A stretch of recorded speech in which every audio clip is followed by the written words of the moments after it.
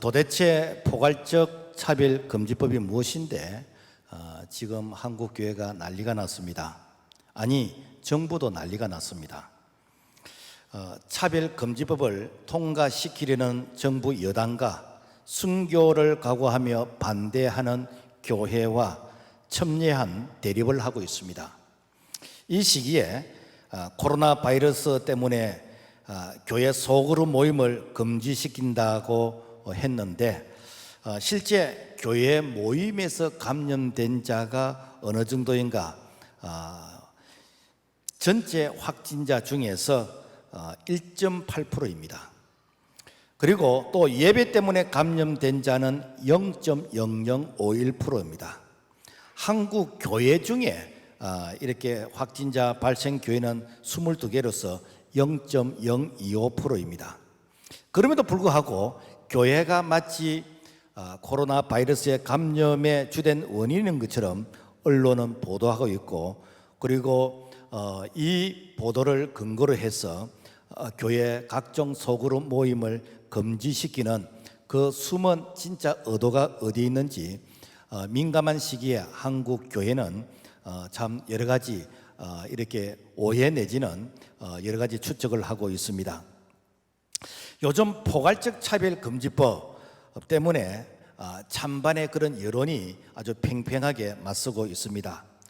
차별금지법을 이해하지 못하는 사람들은 왜 정부가 추진하는 것을 교회가 반대하느냐라고 하면서 교회에 대한 어떤 책임을 묻고, 또 차별금지라는 것은 좋은 말인데 왜 차별금지를 교회가 이렇게 막느냐라고 하면서 마치 교회가 무식한 것처럼 이렇게 사회 여론이 일부 형성이 되고 있습니다.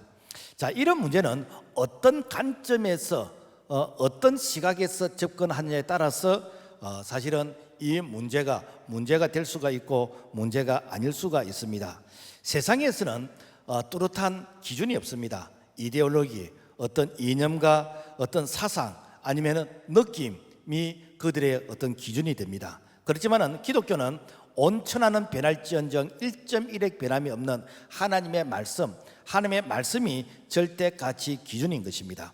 그래서 마태복음 5장 18절 진실로 너에게 이르노니 천지가 없어지기 전에는 율법의 1.1획도 결코 없어지지 아니하리라. 그래서 옳고 그름의 판단 기준이 내 개인의 느낌이나 기분이 아니라 하나님이 뭐라고 말씀하시는가, 성경이 뭐라고 말씀하시는가, 성경의 말씀이 판단 근거 기준이다라는 것입니다. 그래서 세상의 이런 법보다도 하나님의 법, 말씀이 상위의 법이다라는 것이 바로 기독교인들, 바로 이 성도들의 신앙관인 것입니다. 예를 들어서 동성애자, 우리나라는 동성애자를 차별하지 않습니다. 법적으로 보호하고 있고 사실은 특별 대우까지 받고 있습니다. 동성애로 인해서 생긴 질병, 약 한 통계에 의하면 에이즈의 94%가 동성애에 의해서 생겼다 그러는데, 사실 이 동성애 치료비는 국비로서 전액 100% 이렇게 치료비를 다 지원하고 있습니다. 이렇게 지원하는 것은 세계에서 대한민국밖에 없다고 합니다.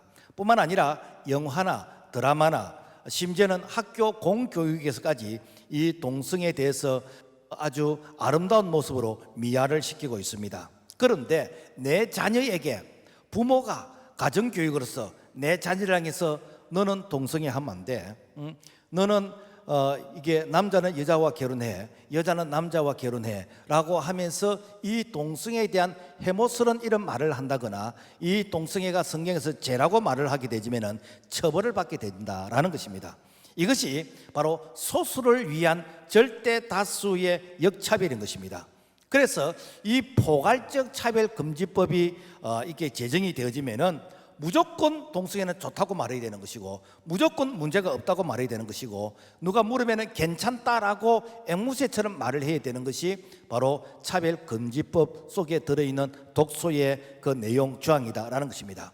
자유 대한민국에서 죄를 죄라고 말을 하지 못하고 이단을 이단이라고 말을 하지 못한다면 이것은 마치 집단 체면에 걸려있는 전체주의, 사회주의와 다를 바가 없다라는 것입니다. 마치 이 내리막길을 쏜살같이 달려가는 이 자동차가 제동자치 브레이크가 파열된 그런 모습, 그래서 언제 어디서 어떤 사고가 날지 모르는 시한폭탄 같은 그런 문제를 안고 살아가는 바로 그런 모습이 바로 이 차별금지법 속에 바로 위험의 요소이다라는 것입니다.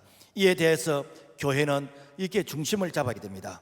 이에 대해서 우리가 가정을 지키고 우리가 건강한 사회를 우리가 이렇게 만들고 그리고 건강한 국가를 만들기 위해서는 우리가 하나님의 말씀을 근거로 해서 선지자적인 사명을 가지고 우리가 아닌 것은 아니라고 담대하게 말을 할 때에 이 사회는 균형을 이룰 수 있고 건강한 사회를 만들어갈 수 있다라는 것입니다. 그래서 이런 차원에서 교회는 포괄적 차별금지법을 반대한다라는 것입니다. 그렇다면 구체적으로 그 반대하는 이유가 뭐냐는 거예요.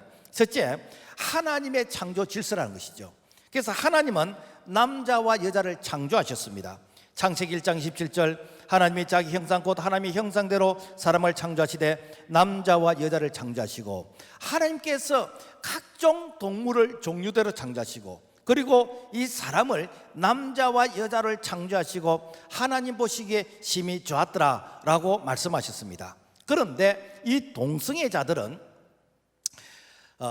남자 여자 구분을 없애자는 것이죠. 그래서 사람이란 말로 통일하자는 것입니다. 왜냐하면 남자인 나는 좀 여성스러운 그런 어떤 성격, 그런 기질, 나는 그런 모습이 내게 있다라고 생각이 되어지면은 남자가 그야 여자가 되는 것이고, 또 여자가 나는 남성적인 기질이 있고 이렇게 남자의 그런 어떤 유전성이 있는 것 같다라고 생각이 되어지면은 여자가 남자로 바뀌어버리는 이것이 무엇인가? 바로 동성애자들이 주장하는 사람이라는 그 말의 의미인 것입니다. 그래서 우리가 사람이 웃음이란 이런 말을 참 많이 세뇌될 정도로 듣게 되어졌는데, 그렇게 되어지면 어떻게 되는가? 이제는 이 화장실이 남녀 사이에 사람이라는 것이 하나 생겨요.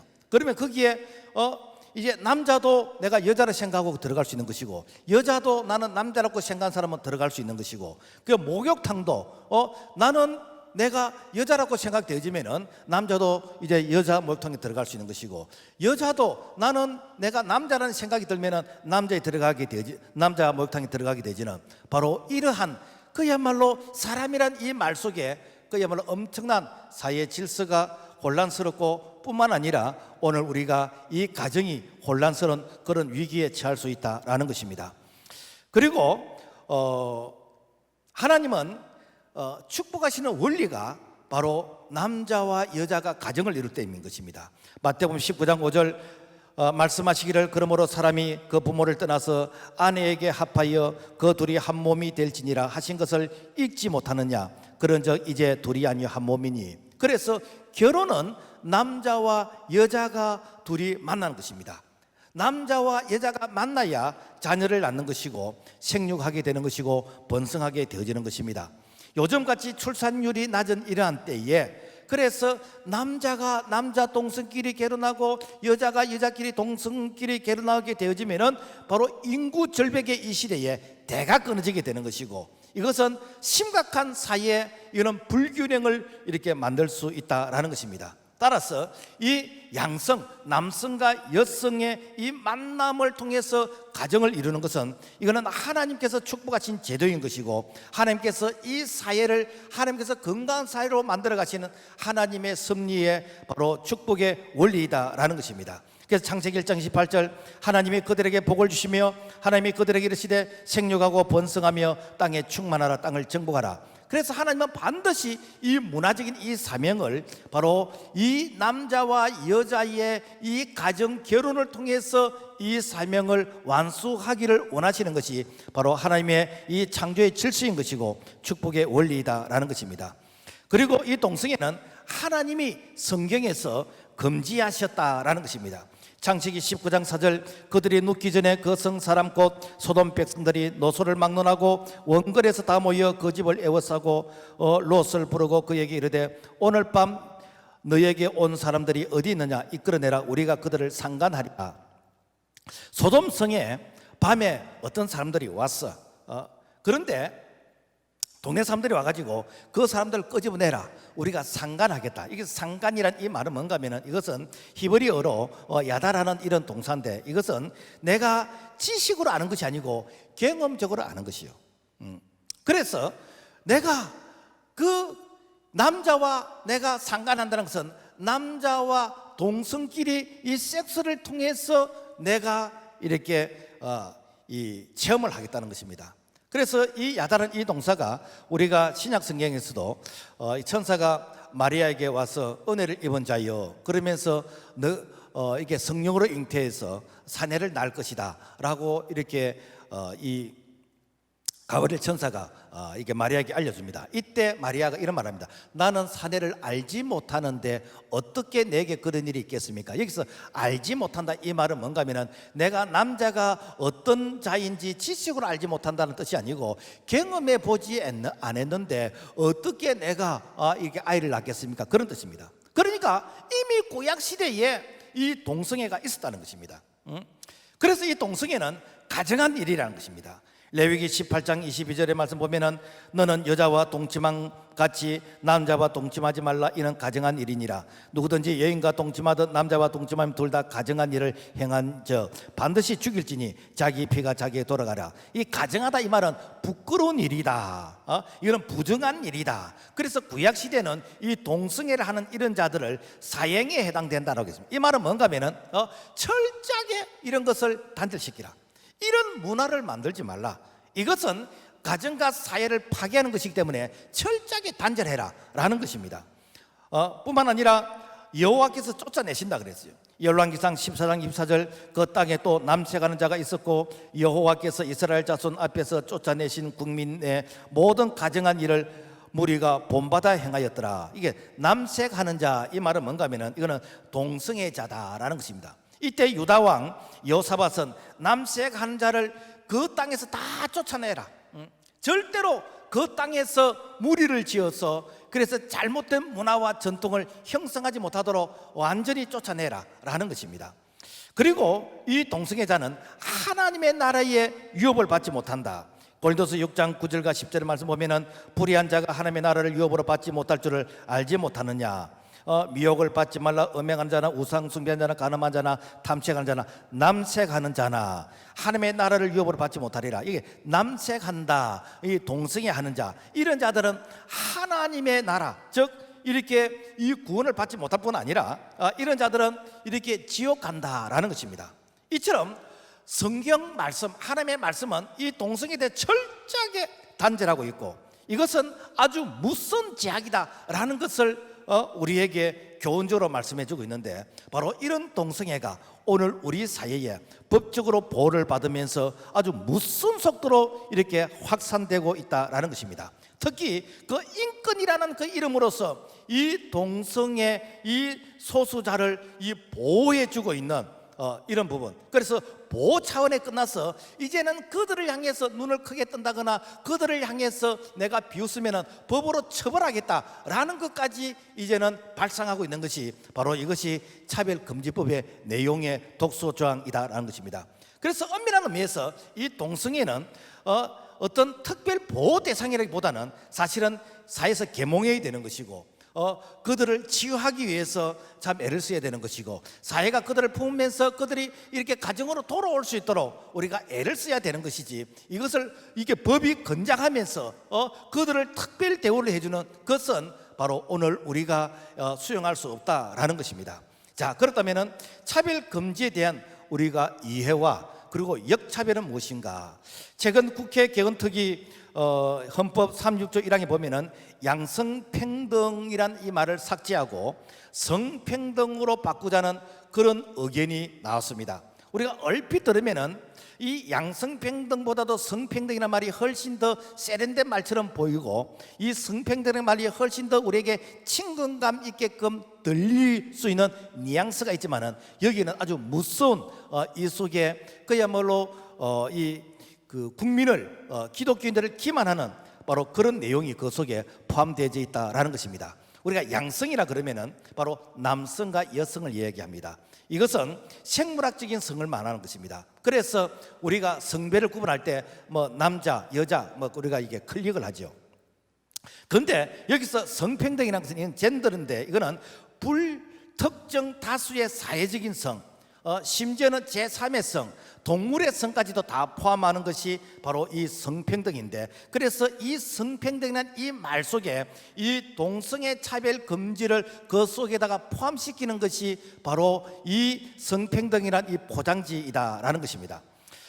최근 국가인권위원회가 동성애 차별 금지법, 이것이 국민들에게 좀 어감이 안 좋다, 그러니까 이것이 조금 이렇게 거부반응이 일어난다 해가지고, 그래서 동성애 차별 이 금지법을 갖다가 이것을 평등법이라 이렇게 이제는 또 호칭을 바꿔서 이렇게 부르게 되어집니다. 평등 얼마나 좋은 말입니까? 우리가 차별하면 안 되죠. 평등해야 됩니다. 그래서 이제 평등을 이제 강조하는 것입니다. 그게 사실 우리 국가는 지금 이제 차별금지법을 통해서 사실 평등하지 못하도 불평등한 이런 요소를 없애기 위해서 법으로서 20가지 이상을 이렇게 제정을 해놨습니다. 예를 들자면 우리가 성별, 이거 차별하면 안 되고 평등하다. 그리고 뭐 장애자 평등하면 안 되고 차별하면 안 되고 평등하다. 그 다음에 뭐 이렇게 뭐 어떤 병력, 어떤 종교, 사상, 뭐 성적 지향, 용모, 유전 정보, 신체 조건, 고용 행태, 뭐 기타 등등. 그래서 누구든지 차별하면 안 돼. 왜? 평등하기 때문에. 그래서 기존 있는 법만으로 해도 오늘 우리가 정말 보호를 받을 수 있는 그런 법적 제도적인 조건들이 다 갖춰져 있습니다. 그럼에도 불구하고 왜 포괄적 차별금지법을 제정해야 되는가? 그 이유가 뭔가? 그 이유는 처벌이 있다는 것입니다. 아니요, 목사님, 내가 거기에 보니까 처벌이라는 것이 없던데요.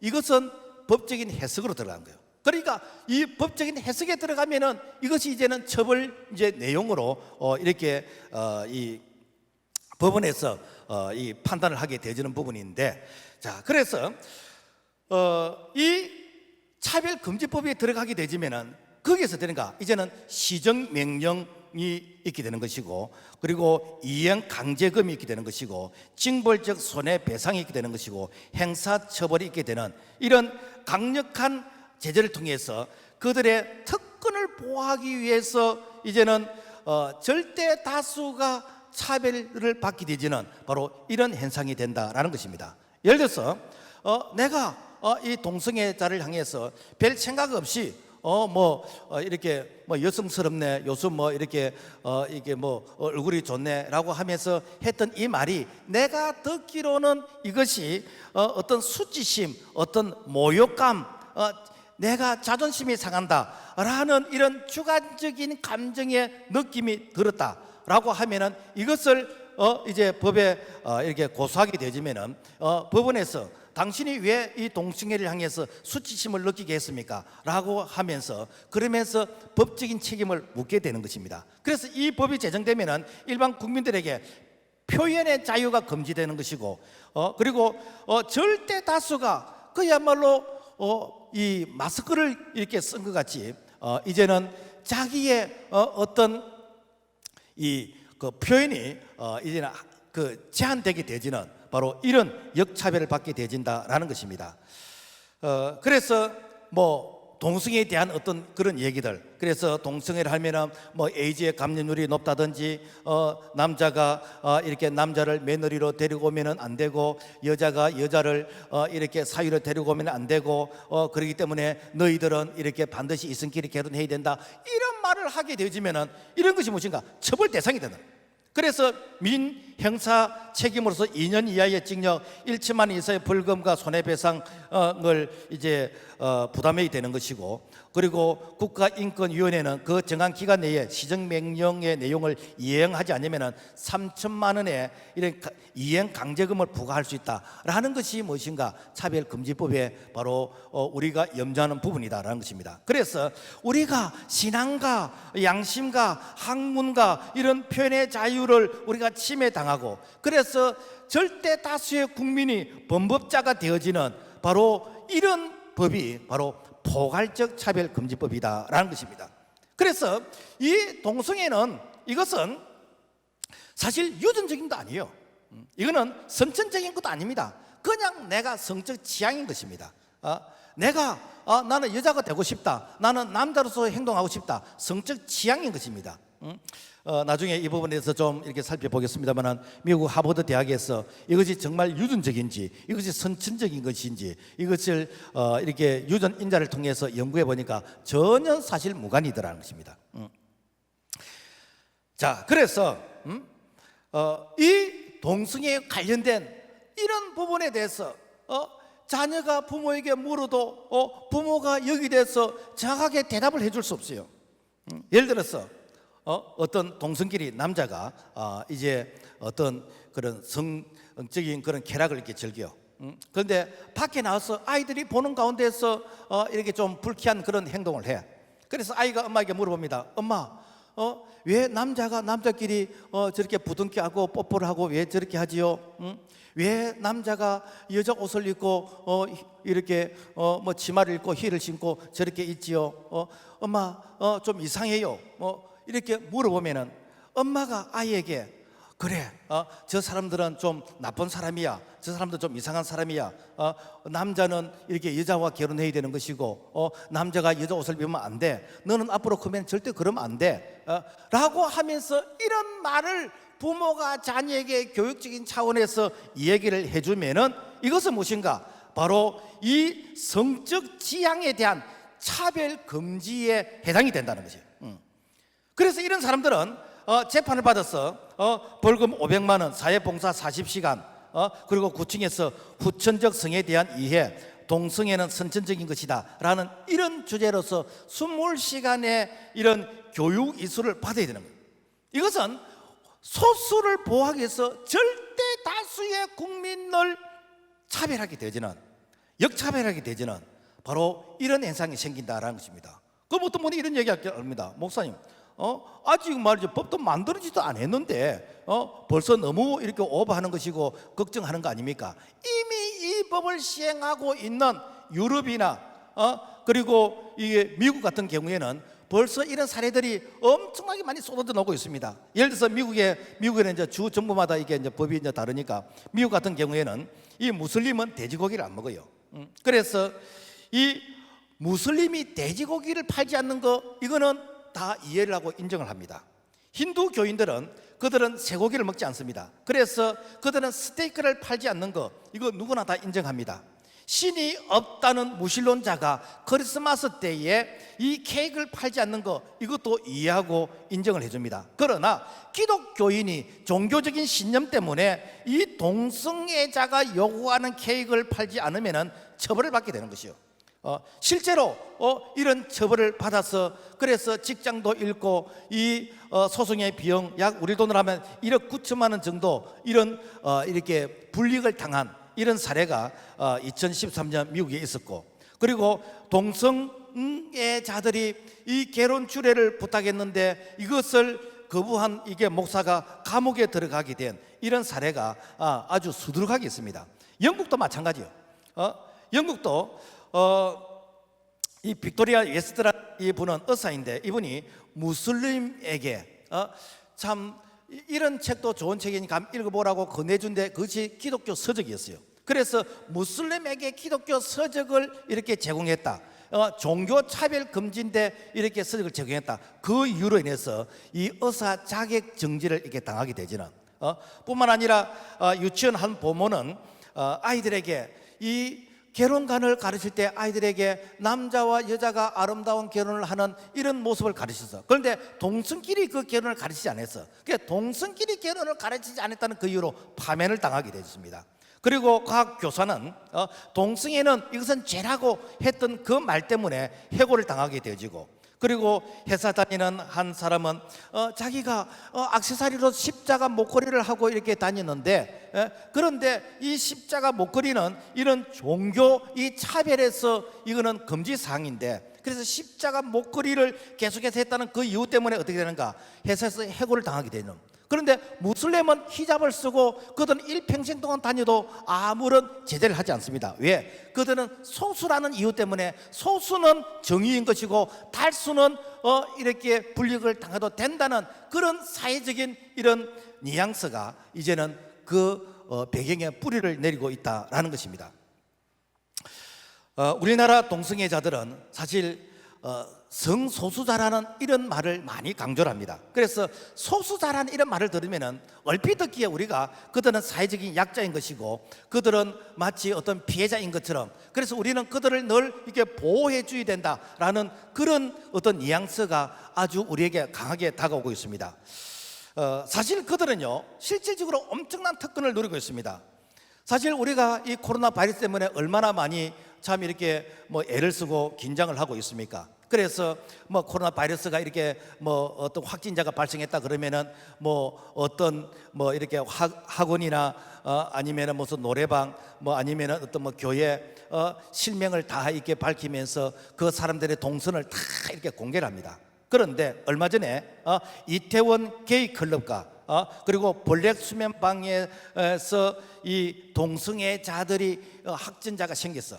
그런데 언론이 그들에 대해서는 신상과 동성애에 대해서는 일체배열에 다 가려버렸습니다. 왜? 그들은 소수자이기 때문에, 성소수자이기 때문에 그들을 보호해야 된다는 그런 차원에서 그들이 어디에서 무슨 일을 했으며 그리고 어디로 갔는지 이런 부분이 언론이 다 덮어버렸습니다. 이것이 성소수자가 누리고 있는 현재 우리나라에서 특권인 것입니다. 이 문란한 이런 어떤 동성끼리 성행위를 통해서 참 이렇게 에이즈 이런 이 질병이 발생할 경우에 우리나라 같은 거는 모든 질병의 그런 치료 과정, 입원비라든지 진료비, 요양비, 간병비, 심지어는 교통비까지 그래서 모든 것을 국가에서 100% 다 지원 다 해주고 있습니다. 뿐만 아니라 그들이 이 일생 동안 그 치료 비용을 누가 계산해 보니까 한 5억 정도 된대요. 여러분, 오늘 우리가 참 직장 생활하면서 우리가 어떤 근로 현장에서 참 이 나라를 위해서 좋은 일을 하면서 질병에 걸려도 여러분 산업재해로 인해서 우리가 국가에서 100% 다 지원해 줍니까? 안 하잖아요. 어찌 보면은 자기 쾌락을 위해서, 자기 개인적인 엔조이를 위해서 즐기다가 질병에 걸렸는데 그런 사람들은 국가에서 100% 지원해주고 그리고 어떤 면에서 특별히 보호를 주고 있는 이런 부분들, 이것은 오늘 절대 다수의 국민이 역차별을 당하고 있다라는 것입니다. 자, 그렇다면은 왜 동성애를 선호하는 이런 사상이 우리 사회에 이게 편만하게 깔리게 되어졌는가? 그 이유가 무엇인가? 전 세계 동성애가 합법화된 나라가 한 23개국 정도 된대요. 그리고 법으로서 철저하게 금지한 나라가 80개가 이게 넘는답니다. 자, 최근 우리나라에도 이렇게 동성애 차별 금지법에 대해서 논란이 일게 되어지고, 특별히 케어 축제를 이제 지방자치의 어떤 재량에서 허락을 하게 되어지는데, 그래서 저 서울에 어떤 케어 축제를 할 때 이 감리교 모 목사가 이렇게 그 동성애자를 이렇게 축복하고 동성애자에게 이렇게 성찬식을 하는 그런 퍼포먼스를 그렇게 행했습니다. 그래서 이 감리교 이게 은퇴한 원로 목사님들이 이거는 아니다, 젊은 사람들이 이렇게 참 타락해도 너무 타락했다라고 하면서 그들이 성명서를 발표했는데, 그 성명서 내용 중에 이런 얘기가 있습니다. 지금 21세기는 문명의 위기입니다. 인류 역사상 잘못된 세 가지 혁명이 있는데, 첫째는 1789년 프랑스 혁명이고, 둘째는 1917년 소비에트 볼셰비키 혁명이고, 셋째는 1968년 성혁명이다. 이 세 가지 혁명의 공통점이 무엇인가? 모두가 다 하나님을 부정하는 혁명이었다는 것입니다. 그래서 1789년 이 프랑스 혁명 후에 이 노틀담의 성당에 십자가를 제거하게 되는 것이고, 거기에 이 헬라 여신상을 세우게 되는 것이고, 이 성직자들과 성도들 20만 명이 그야말로 처형을 당했다는 거예요. 그래서 그런 사상의 바탕에서 칼 마르크스가 나오게 되는 것이고, 신은 죽었다는 니체가 나오게 되는 것이고, 그리고 이태리 공산당을 창당한 안토니오 그람시라는 사람이 바로 그런 배경에서 나오게 되어졌다라는 것입니다. 그리고 1917년 소비에트 레닌이 볼셰비키 혁명을 일으켰는데, 땅에서는 자본가를 축출하고 그리고 하늘에서는 하나님을 축출하자라는 이런 슬로건 가운데에서 이 교인들, 성직자, 그리고 부르주아라는 이런 부자들, 지식인들 2,700만 명을 이렇게 죽였다라는 것입니다. 그리고 1968년 성혁명을 주장하면서 자유, 평등, 그리고 간용이란 이런 슬로건 가운데서 이 성윤리, 성개념, 그리고 가족 개념을 해체하면서 모든 종교는 동일하다라고 하면서 기독교에서 믿는 하나님을 그냥 잡신 중에 한 신으로서 폐마하는 포스트 모더니즘이 이제 이 사회에서 자리를 잡게 되었습니다. 그래서 포스트 모더니즘을 말하면은 마치 좀 이렇게 문화적인 사람 같고 세련된 사람 같고 뭔가 지적인 사람처럼 느껴지게 되는데, 그 포스트 모더니즘 중에 한 부분이 무엇인가? 기독교의 하나님, 이 구원의 하나님을 인정하지 않는다는 것입니다. 미국의 존스 홉킨스 의대 교수 머니 교수는 이 젠더란 용어를 최초로 사용했던 자인 것이고, 오스트리아 성과학자 빌 헬름 라이는 이 성적 욕망이 표현되는데, 이 성적 욕망을 억압하면은 이렇게 사람과의 어떤 갈등, 어떤 폭동, 어떤 전쟁, 착지가 발생한다. 그래서 성적인 욕구를 채우기 위해서는 동성애도 허용해야 되는데, 이 동성애를 허용하려고 하니까 반드시 교회가 걸림돌이 돼서 교회를 해체해야 된다. 그리고 기독교회는 순결 교육을 가르치는데, 그래서 이 동성애를 합법화하기 위해서는 기독교를 해체해야 이것이 가능하다라고 주장한 자입니다. 그리고 프랑스 공산당을 선동한 루이 피에르 알티세르는 이 아내를 목졸라 죽이면서 가정해체, 성개념, 성윤리 해체를 주장한 이 자입니다. 뿐만 아니라 남미 그 해방신학, 우리가 신학 그러니까 뭐 이렇게 성경신학을 얘기하는 건데, 사실 여기는 이 마르크스 이 사상이 그 속에 포함되어 있는 그런 그 해방신학입니다. 자, 그래서 이런 신학자들 의 공통적인 이게 특징을 보면, 이들이 전부 다 공산주의를, 이태리 공산주의를 창시한 안토니오 그람시의 교육을 받은 제자들이고, 철저히 신공산주의자들이고, 그들의 꿈은 이 사회주의를 반대하는 기독교를 해체하는 것이 그들의 슬로건 목표이다라는 것입니다. 여러분, 차별금지법이 통과가 되어지고 동성결혼이 합법화된 23개 나라 가운데서 교회가 엄청난 위기와 그리고 탄압을 받고 있습니다. 그 한 예로 영국은 차별금지법, 즉 평등법이 통과된 이후 약 10년 만에 이렇게 13,000개의 교회가 문을 닫게 되어졌고, 그리고 이 종교적인 역차별의 그런 탄압을 받고 있다라는 것입니다.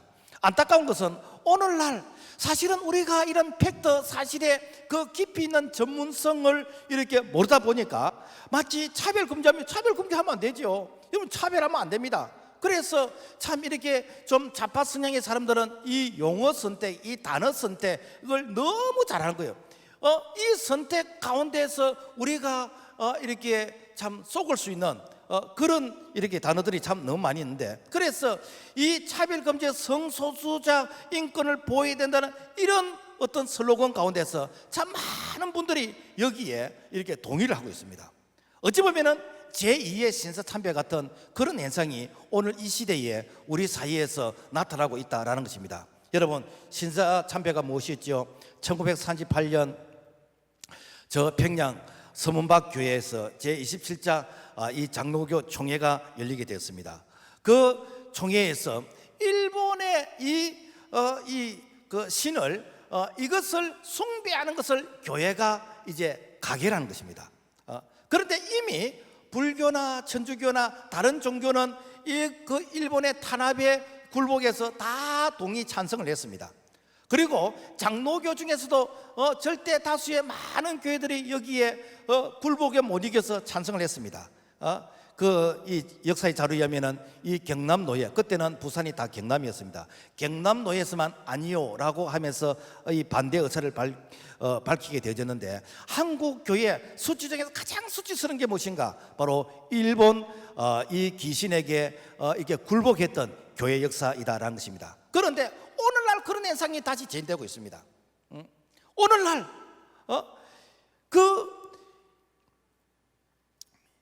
포괄적 차별금지법이라는 이 법 속에 이 동성애를 그야말로 인정하는, 지지하는 바로 이런 현상이 이 로마 카톨릭에서는 이미 다 지지를 했고, 불교에서도 지지를 했고, 그리고 뭐 이렇게 사회윤리라고 이렇게 떠드는 그런 어떤 시민단체에서 이렇게 인정을 받고 소위 기독교라는 그런 이름을 걸고 있는 그런 사회단체들, 특별히 어떤 좀 진본성이 있는 그런 어떤 기장처, 뭐 KNCC 그리고 WCC 일부의 이런 교회들이 참 많이 이렇게 참여하고 있고, 그리고 침묵하고 있습니다. 침묵은 무엇입니까? 동의하는 것이거든요. 자, 그래서 이런 현상이 마치 북이스라엘이 멸망하고 그리고 이 남유다가 멸망할 때 그 나라가 멸망하는 거고 너무 영적으로 비슷하다는 것입니다. 왜 그런가? 그들이 우상을 받아들이고 그들이 인본주의를 받아들이고 그들이 국가 권력에서 이렇게 굴복함으로 말미암아, 그래서 하나님의 정의, 하나님의 이 말씀, 이 진리가 선포되지 못하는 바로 그 현상이 나라를 잃게 되는 것이고, 그리고 포로가 되게 되는 것이고, 엄청난 이런 시련과 고난을 겪었던 바로 그 현상이 바로 오늘 이 시대 우리가 이렇게 직면하고 있는 현실이다라는 것입니다. 그래서 예레미야 선자는 외쳤습니다.